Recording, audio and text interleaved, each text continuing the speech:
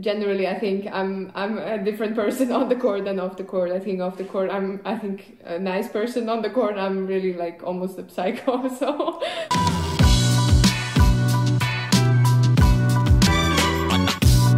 Hi Belinda, how are you? Hi Alizé, I'm very good, thank you. Where are you? Tell me a little bit about your confinement.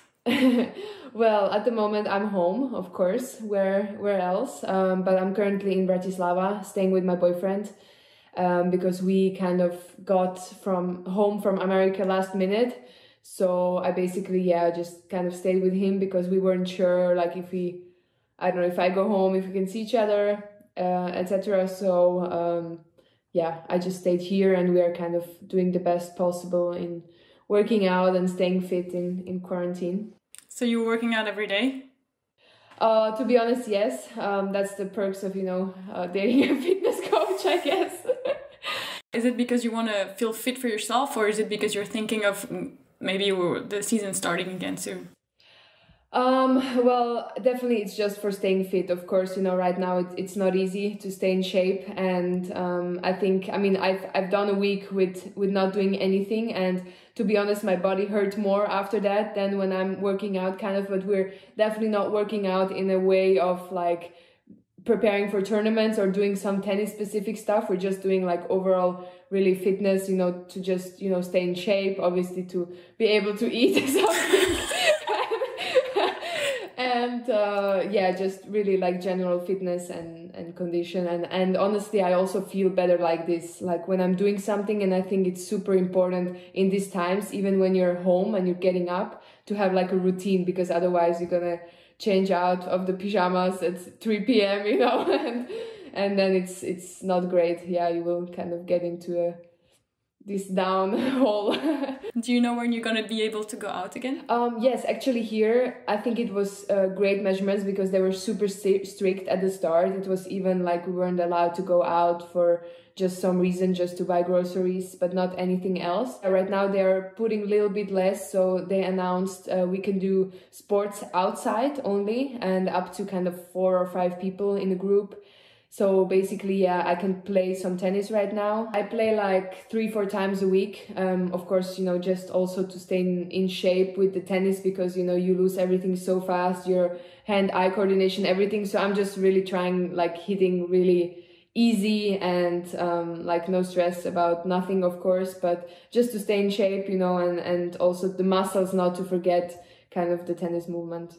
The tournament in Madrid has been cancelled, and they've replaced it with a video game tournament, which you took part in. How was the experience?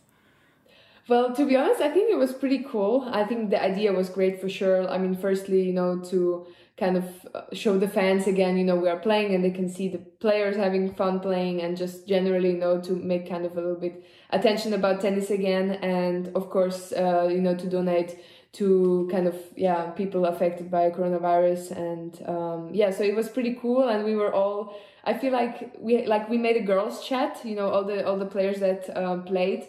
And it was super cool. And we were scheduling practices. We were practicing like 1 week before, like crazy, 3 hours a day.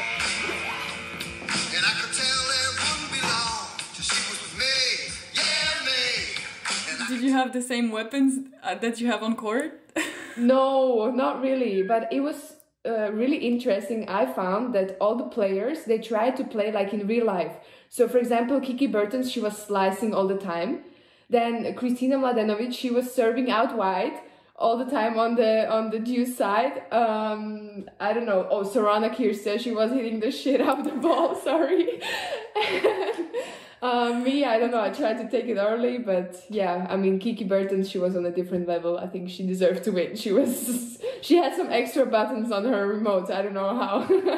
When was your last match actually? It was in Doha. I lost to Kuznetsova. It was in the quarterfinals, and I felt like I had a little bit of slower start to the season. I mean, I'm usually starting like a little bit slower. And I feel like in Doha, finally things got a little bit more back to my game, where I felt more like myself on the court. I didn't play well in Dubai, and then in Doha I won 2 rounds, to be then in the quarterfinals. And it was a good match. I lost to her, and then I just remember, we were traveling to Indian Wells, just as we landed, they canceled the tournament. So we were like, oh, wow, okay. And then we were waiting, of course, on the decision of Miami Dare and practicing in Indian Wells. But then as soon as kind of things got canceled and the travel ban was announced and everything, we just tried to get home as soon as possible. Do you miss the challenge now, or do you feel like a little break also can help? At the moment, you know, there's many things I can do now that I couldn't do on the tour. So I'm enjoying really much to be at home for the first time like ever. I feel like a normal person. I have like normal routines. I'm like learning to cook better, you know, so it's actually pretty fun. So of course, you know, I feel like I miss the challenge, but now at home right now it's good. I think for sure in like a month or two I will miss the tour even more. Is it the first time you're having a normal life? Because I saw that you started training from a very young age daily since you're 6 years old. Yeah, I mean, for sure, you know, I felt like tennis was really, like, I really enjoyed it. So my dad started with me and we were actually playing every day an hour. So it was, for me, it was like such a routine. It was like, I don't know, brushing my teeth. And sometimes, I don't know, my dad would forget to play with me 1 hour and I would be like asking him like, hello, we didn't play 1 hour yet today, you know? So I really enjoyed it kind of, and I really got used to, I was playing a lot as a child and everything was really kind of happening fast. I started to play tournaments really early, and I don't know, at the start, of course, you lose everything, but then you start to win, you start to feel you're a little bit better than other kids, and it's even more fun, and it's kind of like you're just getting into it. Do you remember your first racket? Yes, I remember it, and I remember I was sleeping with it the first night when I got it. It was like a little racket. I still have it. How old were you? I was 3. Oh, so small. So I was like it was not really tennis. I was just hitting everything around. First tournament played? I remember, and I lost 6-0, 6-0. I got smoked off the court. And I still remember that. It's actually crazy. I remember it. And I actually didn't know how to count yet because I was 4. I was 4, yeah. And I played like a 7-year-old, and I couldn't count. So my dad like went with me to the court also because I was so shy. So he was sitting on the bench and kind of helping me. Yeah, it was actually, I really remember it. It's crazy. Do you remember the first time you cried after a match? I think I cried pretty much after every match I lost. Till now, I think it didn't change. You still cry a lot? Yeah. You still cry a lot after losing? I cry, I mean, not after completely every match, but after tough losses, I cry. And actually, it's weird because I cry sometimes when I'm angry. So this is also something, you know, so I'm angry at myself and I start crying. So, yeah. Do you remember the first racket you broke? Yes, I remember. And I didn't tell anyone, so I broke it on the court, and I kind of pretended it was okay because it was just a small crack, of course. And one of my coaches, he like took my racket and said, but this is broken. And I'm like, no, it's not. It's okay. You started also training with Martina Hingis' mother, Melanie Molitor, at a young age. Were you 6 years old also when you started with her? Yeah, I think it was from 6 years old. In Belinda Bencic sieht Melanie Molitor viel Potenzial. You're the only one with Martina to play like this with open stands very early. Like this technique is very typical of Martina's mother. The coaches you had afterwards, were they adapting really well to this technique, or did they have trouble understanding your game because it's unusual? Yeah, it's true actually, and really there's not a lot of people that play open stands from both sides, you know, especially from the backhand side. And for sure, yeah, when I had other coaches afterwards, it was a little bit difficult, of course, for them to understand, and they obviously like tried to improve my game, but still it was not, yeah, it didn't fit so much. So I still feel, of course, because my dad was there all the time when Melanie coached me, so he kind of learned everything I needed for my game. So I still feel like he's really the person that can help me the most now. I mean, he doesn't consider himself as a like tennis coach, but he's really the best coach for me personally, and he knows like what I need in my game to play good and to feel the rhythm of the game. And So definitely, I think this solution with him being my coach now, I think it's the best for me. In 2017, after you got injured, you went back from outside top 300. So did you also then have low expectations for yourself? Did you expect to get back this fast to top 10 and now even number 8, and you've been to number 4 in the world? Yeah, I mean, I think there it was a like different situation. I think there I was just really so happy I could go back on the court, and like, of course, you know, I didn't know because it was a wrist injury and I had a surgery. So in the wrist, it's always so complicated. And I didn't know, you know, if I will be able to play pain-free. So I think the biggest, like, I started from really like the low tournaments again to kind of see if my body is like holding up and everything. So my expectations there were for tennis results were like none. I just really just try to be healthy on the court again. And I just feel like after the injury, I feel like it was a good thing that, I mean, you know, it sounds crazy, but it was a good thing I got injured. I kind of resettled. I started kind of from low again and just started enjoying tennis more, like being on the court and kind of appreciating it more. Because I was on the tournaments before and it was already becoming like a normal thing, you know, and I was 19 years old, and I was all my life dreaming of seeing these amazing players and playing against them.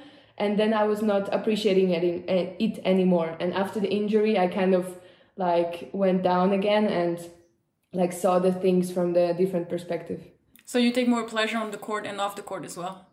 Yeah, for sure. I enjoy it much more, and it's not really about like even... Like, I'm crazy on the court, of course. And even if I lose a match, you know, I'm super, like, sad and just disappointed. But still, you know, it's not such an end of the world for me like it was before the injuries. Since you had an amazing season last year in 2019, did you start feeling the expectations again?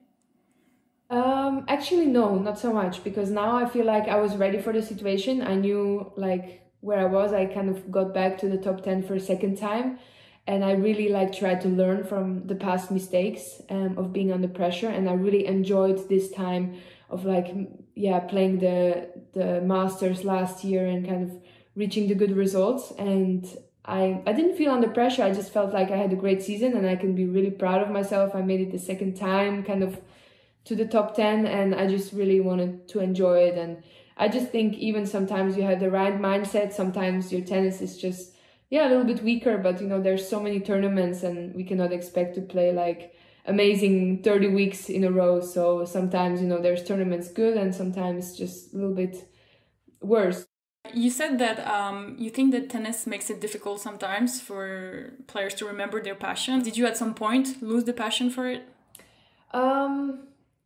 I mean, I wouldn't say passion because you always kind of have this in you. I mean, that's why you started playing tennis. I feel like things go so fast when you're on the tournaments, and you really lose kind of the reality. You know, you are on the tournaments and all you care is like winning, and you have to play, and it's like pressure and you're nervous before the match and stuff. But you know, I still try to remember then my first like WTA tournament, you know, and I saw like Maria Kirilenko in the breakfast, and I was like, oh my God, I just saw her on TV and now like I'm playing the same tournament as her.